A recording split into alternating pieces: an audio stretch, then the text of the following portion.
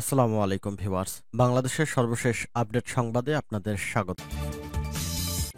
জানিয়ে দিব হাতে থাকা সর্বশেষ আপডেট বাংলা সংবাদ। প্রথমেই সংবাদ শিরোনাম। মাইক্রোস্কোপ দিয়েও আওয়ামী লীগকে খুঁজে পাওয়া যাচ্ছে না বলেছেন প্রিন্স। এরপর জানিয়ে দিব প্রজন্মের পর প্রজন্ম জানে না ভোট কি বলেছেন ফখরুল। এদিকে বন্ধু রাজনৈতিক দলের মাথা খারাপ হয়ে গেছে বলেছেন নুরুল ইসলাম। এরপর জানিয়ে দিব অন্তর্বর্তী সরকার জন আকাঙ্ক্ষা পূরণে ব্যর্থতার পরিচয় দিচ্ছে। আরো জানিয়ে দিব এবার নাচ গান হাসি ঠাট্টা আর মূর্খের সংসদ হবে না। সর্বশেষ জানিয়ে দিব আমরা বিদেশে বন্ধু চাই প্রভু নয় বলেছেন জামাত আমির। এতক্ষণ শুনছিলেন সংবাদ শিরোনাম, এবারে বিস্তারিত। তবে অনুরোধ থাকবে ভিডিওটিতে একটি লাইক করবেন এবং কমেন্ট করে জানিয়ে দিবেন কোন জেলা থেকে আপনি আমাদের এই ভিডিওটি দেখছেন। মাইক্রোস্কোপ দিয়েও আওয়ামী লীগকে খুঁজে পাওয়া যাচ্ছে না বলেছেন প্রিন্স। বিএনপির যুগ্ম মহাসচিব সৈয়দ ইমরান সালেহ প্রিন্স বলেছেন, হাজার হাজার ছাত্র জনতাকে নির্মমভাবে হত্যা করে কবরে পাঠিয়ে আওয়ামী লীগ নিজেরাই কবরে ঢুকে গেছে। মাইক্রোস্কোপ দিয়েও তাদের খুঁজে পাওয়া যাচ্ছে না। তাদের অপরাজনীতির কবর রচিত হয়েছে। শুক্রবার ৩ জানুয়ারি বিকেলে ময়মনসিংহের ধোবাউড়া উপজেলার ঘোষগাঁও ইউনিয়ন বিএনপি ও অঙ্গ সহযোগী সংগঠনের যৌথ কর্মী সভায় প্রধান অতিথির বক্তব্যে তিনি এসব কথা বলেন। তিনি আরো বলেন, তারা দেশে বিদেশে ঘাপটি মেরে লুকিয়ে থেকে বাংলাদেশ ও বিএনপির বিরুদ্ধে ষড়যন্ত্র ও অপপ্রচার করছে। বিএনপির ভারপ্রাপ্ত চেয়ারম্যান তারেক রহমানের বিরুদ্ধে ষড়যন্ত্রমূলক মিথ্যা মামলা ও হাসিনা সরকারের ফরমায়েশি সাজা বাতিল না হওয়া পর্যন্ত জনগণ ক্ষুব্ধ ও মর্মাহত উল্লেখ করে সৈয়দ ইমরান সালেহ প্রিন্স অবিলম্বে তারেক রহমানের বিরুদ্ধে ওইসব মামলা ও সাজাসহ বিএনপি ও অঙ্গ সহযোগী সংগঠনের বিরুদ্ধে হাসিনা সরকারের সব মামলা প্রত্যাহারের দাবি জানিয়েছেন। প্রজন্মের পর প্রজন্ম জানে না ভোট কি বলেছেন ফখরুল। বিএনপির মহাসচিব মির্জা ফখরুল ইসলাম আলমগীর বলেছেন, কি করুণ সময় গেছে, আমরা ভোট দিতে পারিনি। 15 বছরে প্রজন্মের পর প্রজন্ম জানে না ভোট কি, তারা ভোট দিতে পারেনি। পরপর 3টি টার্ম ফ্যাসিবাদ ক্ষমতা দখল করে দেশের মধ্যে ভীতি তৈরি করেছিল।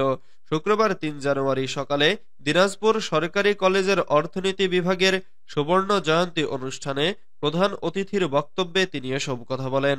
তিনি বলেন, সহনশীলতার মধ্য দিয়ে গণতন্ত্র চর্চা করে এগিয়ে যেতে হবে, তাহলেই গণতন্ত্র প্রতিষ্ঠা করা সম্ভব। আমরা রাজনৈতিক দলগুলো পরস্পরের বিরোধে লিপ্ত হয়েছি। আমরা গণতন্ত্রের কথা বলি কিন্তু গণতন্ত্র চর্চা করি না।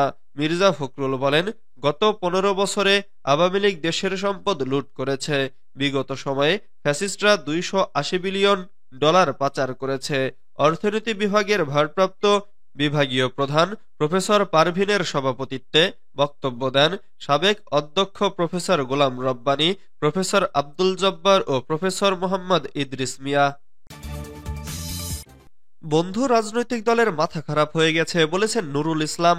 বাংলাদেশ জাতীয়তাবাদী দল বিএনপির নেতাদের উদ্দেশ্য করে বাংলাদেশ জামাতে ইসলামীর ঢাকা মহানগর দক্ষিণের আমির নুরুল ইসলাম বুলবুল বলেছেন, দেশের মানুষ ইতোমধ্যেই জামাতের দীর্ঘ 17 বছরের কোরবানির কারণে এ দলের প্রতি আস্থা রাখছে।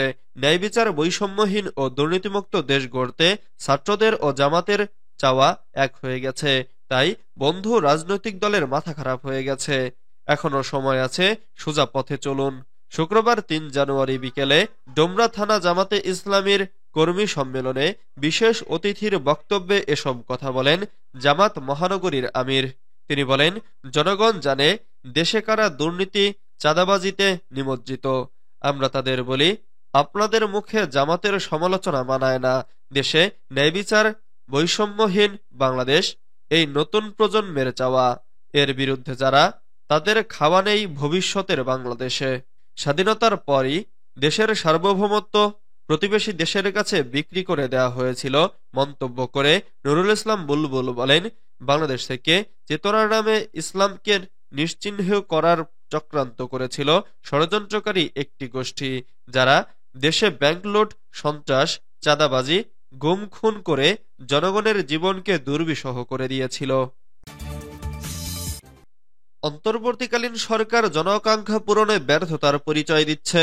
অন্তর্বর্তী সরকার জন আকাঙ্ক্ষা পূরণে ব্যর্থতার পরিচয় দিচ্ছে বলে অভিযোগ করেছে আমার বাংলাদেশ পার্টির সদস্য সচিব মুজিবুর রহমান মঞ্জু। দলের যুগ্ম সদস্য সচিব ব্যারিস্টার আসাদুজ্জামান ফুয়াদ বলেছেন, সংস্কার ও নির্বাচন নিয়ে অযথা বিতর্ক তোলা হচ্ছে। সরকার আন্তরিক হলে মৌলিক সংস্কারগুলো করে 1 বছরের মধ্যে নির্বাচন দেওয়া সম্ভব। শুক্রবার 3 জানুয়ারি বিকেলে এবি পার্টি লক্ষ্মীপুর জেলা আয়োজিত গণসমাবেশে প্রধান ও বিশেষ অতিথির বক্তব্য প্রদানকালে তারা একথা বলেন। দলটির লক্ষ্মীপুর জেলা সদস্য সচিব চৌধুরী মশিউল আজম সাকিব স্বাক্ষরিত এক সংবাদ বিজ্ঞপ্তিতে একথা জানানো হয়েছে। বিজ্ঞপ্তিতে বলা হয়, মুজিবুর রহমান মঞ্জু তার বক্তৃতায় বলেন, রাষ্ট্র সংস্কারের কাজ চলমান রেখে দেশে মানুষের নিরাপত্তা নিশ্চিত করতে হবে। নিত্যপণ্যের দাম মানুষের ক্রয় ক্ষমতার মধ্যে আনতে হবে। সংস্কারের কথা বলে সময় ক্ষেপণ করা যাবে না। তিনি আরো বলেন, ছাত্র জনতার রক্তের বিনিময়ে যারা ক্ষমতায় আসছেন এবং যারা ক্ষমতায় যাওয়ার স্বপ্ন দেখছেন, সবাইকে 16 বছরের খুন ও দুর্নীতির বিচারে সোচ্চার হতে হবে। এবার নাচগান হাসি ঠাট্টা আর মূর্খের সংসদ হবে না।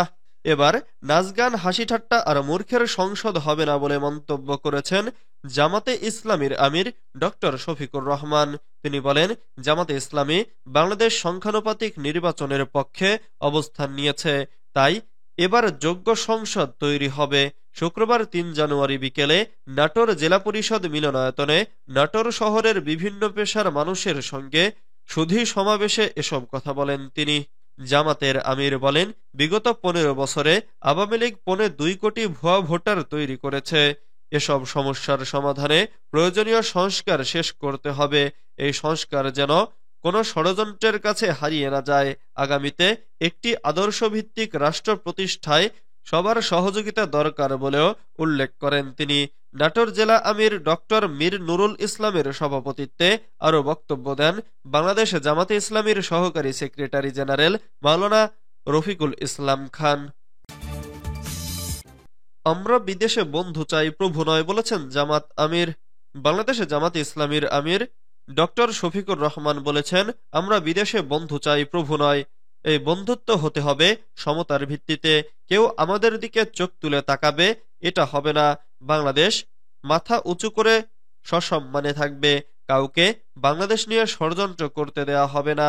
শুক্রবার 3 জানুয়ারি সকাল 11:30টায় নাটোর শহরের নবাব সিরাজউদ্দৌলা সরকারি কলেজ মাঠে জেলা জামাতে ইসলামীর কর্মী সম্মেলনে প্রধান অতিথি হিসেবে যোগ দিয়ে এসব কথা বলেন তিনি।